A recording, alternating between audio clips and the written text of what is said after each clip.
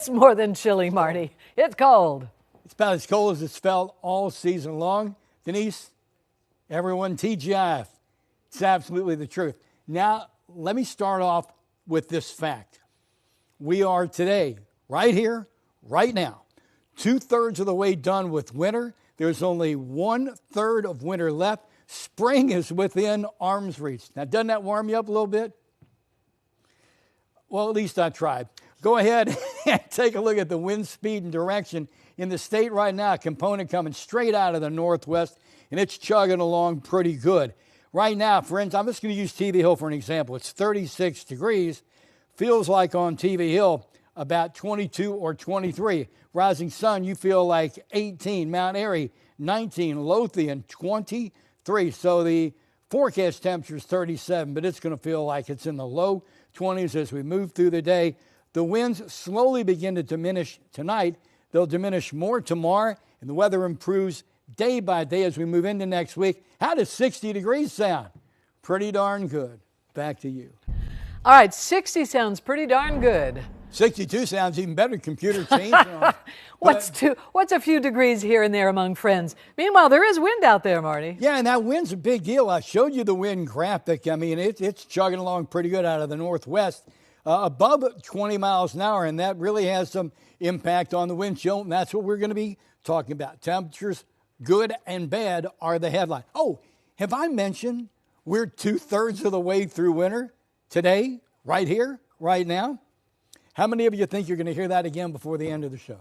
Let's go ahead and take a look at radar right now. It's clear scan. Water, clear skies. We expand it out. Still water, clear skies throughout the bulk of the mid-Atlantic. But look at these current numbers. Look at that bottom line, which really is the bottom line. 16, steady, gusting to 31 out of the west-northwest. Drops the temperature by a solid 10 degrees from 36 to 26.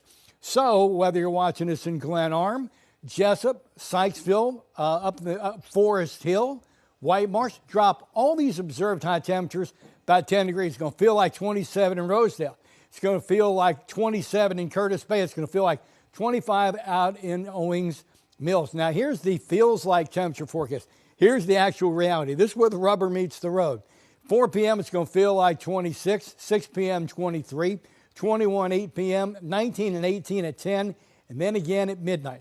But the wind is getting ready to change directions in our favor. Oh, by the way, just for the record, these are going to be the overnight lows. But again, drop these all by, let's just, again, use the number 10 degrees. So it could feel in the breeze like 12 in Towson.